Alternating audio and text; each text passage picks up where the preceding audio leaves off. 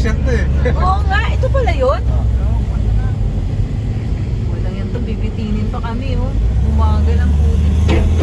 Ito pala yun. Akala ko doon yung sa may kabila, sa unang rotonda. Ang gara naman. Ano ba nangyari dito? Pati niya ano ba?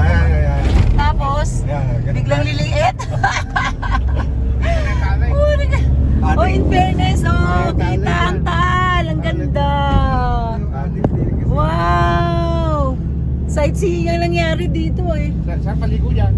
Wow! Kakainin ka na baka ano dyan, potete. Oo. Pero in fairness kuya, yun ang kagandahan kasi kita dito yung ano, taal pala. Kita Oo. talaga yung view eh. Oo.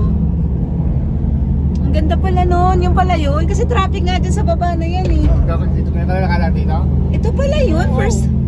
Ito pala yung controversial na iyan. Palit na palit. Bakit nga pa kami ganun? Sino ba gumawa nun?